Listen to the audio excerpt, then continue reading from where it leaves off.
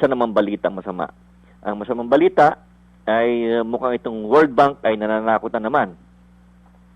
Sabi po rito sa mga pahayagan na expected recovery in emerging markets like China and the rest of East Asia and the Pacific region, where the strongest recovery from the crisis will come from, will not spell a significant improvement in the Philippine economy. Aray ko. The reason, according to the World Bank's Philippine Quarterly Update, is the lack of trade links between the Philippines and these countries, and the fact that most of these countries have more protected economies, particularly in manufacturing. Ito, ano pong ibig sabihin ito mga palipad-hangin na to ng World Bank? Parang dinidiktahan nila yung mga ibang bansa na, hoy, bawasan nyo ang mga transaksyon nyo sa Pilipinas. At sabi nga po nitong World Bank pa, ay yung fiscal blowout daw natin is taking a huge toll on the country's cash reserves after a heavy drawdown on its peso reserves in February and May. Dahil daw po ang gobyerno natin ay nag-fail to borrow from local banks which are demanding high interest rates. Nakita nyo na? So, paano nalalaman ng World Bank itong mga input na to? Despite na delayed po ang mga datos ng mga bangko. So, meaning ay may mga insider sila sa lahat ng bangko sa Pilipinas. Yan ang maliwanag dyan. Meron silang spy network sa mga bangko natin.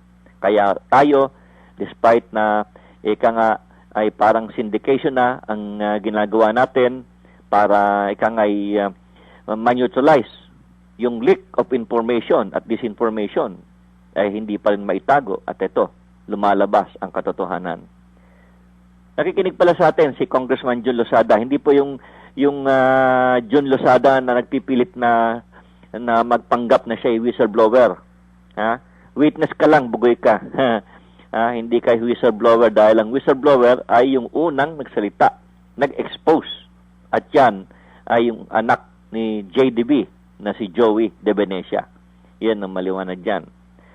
At isa pang masamang balita ay despite sa order ng National Telecommunications Commission na bawasan ang mga sinisingil sa atin o dinidikta ng mga telephone companies, ay tuloy-tuloy pa rin ang mga nagpipiesta pa rin itong mga telephone companies. At very clear na itong si Canovas, itong si Ruel Canovas ay inutil na NTC boss o commissioner. At kung ako kay Canovas ay mag-resign ka na kaya dahil ang pangasama ng dating mo. At kahit na sinong kausapin ko sa industriya ay ikaw daw talaga ay kasabwat ng mga cellphone companies. Ayan, kaya panis na panis ang dating mo sa taong bayan. Yan ang maliwanag dyan. Okay, lipat po ulit tayo ng paksa dahil babalikan po natin yung medyo matinding nangyayari at biglang-bigla ay tumahimik etong bansa natin at salamat naman din at tumahimik dahil nga po sa kinabagan sila sa dating nitong CIA chief na ito po yung malaking pagkakaiba nung panahon ni Marcos na nag-implement at nagdikta para mag-martial law. Si Marcos ay ang Amerikano.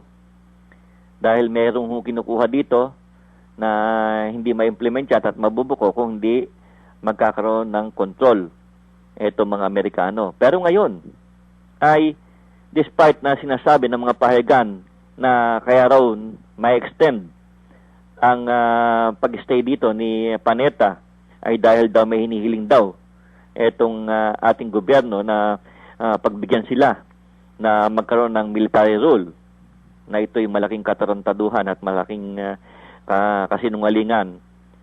At ako hindi naniniwala rito. Kaya hindi ba ka nagtaka sa pre-arrival nitong si Panetta ay walang bomba-bomba? Biglang tumahimik, pati yung mga warring factions ay tameme. Di ba? Pati itong si Tulisan, biglang-bigla Ha? Bababa daw itong oil price, ha? Ngayong weekend. Di ba? Sinong hindi matutuwa diyan? O, saka nakita nyo, ha? Pati itong si Defense Secretary Gilbert Chodoro ay napiko na. Dati tahimik na tahimik ito. O, ngayon, sinabihan niya ang ating AFP na huwag kayong daldal ng daldal. Ha? Kung talaga mayroong ganyan, hulihin! Yan ang dapat naman talaga mangyari. Hindi yung ganyan na pinapa-float sa media, magpapa-press conference na meron daw mga teroristang pumasok na sa Pilipinas. Nakakatakot nga yung nangyari na nakapasok na nga itong mga car bombs Paano nakapasok yan?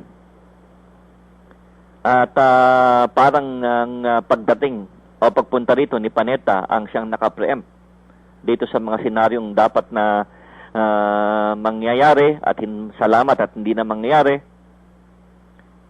Kaya lang, ang sama ng dating.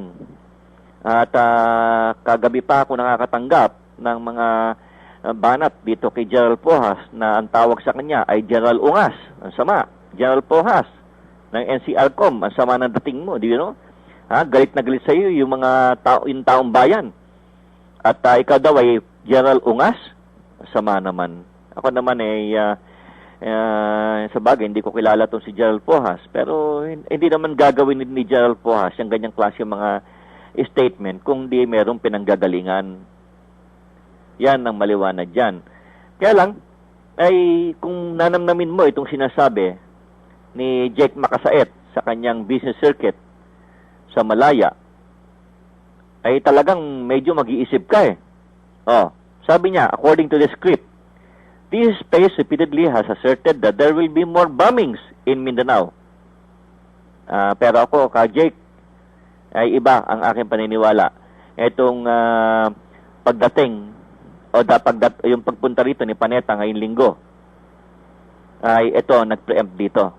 The explosions can spread to Manila. Salamat kay Lord at hindi na mangyayari yan. Lawlessness may follow. Thanks God at hindi na sana mangyari. Martial law can, on that tone, be justified. Hindi na rin po mangyayari yan. Ayon po sa ating informante. We seldom guess right, but we may have been right this time. I hope not, Manong Jake. On Wednesday, the military reported the terror suspects have been sighted in Metro Manila. In fact, napakalakas na ulan dito sa Ortigas Center. In fact, the car used by bombings suspects who detonated a bomb in Iligan, pati raw din po sa Green Hills ay napakalakas na ulan, is registered in Metro Manila. The omen, as we love to call it, it is the military preparing our minds, out limbs and limbs included, for explosions in Metro Manila. Thanks God, it will not happen again. But before that happens, we will hazard another guess that explosions will kill and harm more people in 2 more big cities in Mindanao.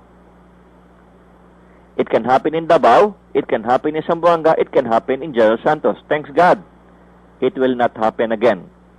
We dare make another guess that the next explosions will occur inside or within distance, spitting distance from a church. It happened already, a Roman Catholic church. It happened the other day. The idea is to make people believe that the MLF is on a jihad or religious war. We are not buying that lie. Yan. Yan po ang hinala ni Manong Jake Makasait ng Malaya. Ito pa. The claim by the military that it cited terrorist suspects in Manila is peppered with holes. Ayan, I believe that. It is an adulterated lie. Who was that soldier, an intelligence agent, or even a civilian asset who cited the suspected terrorists? The military did not say. His name must be kept a secret. The wonder of it all is why the sighting was never reported to senior officers, who in turn should order a relentless hunt for the suspects.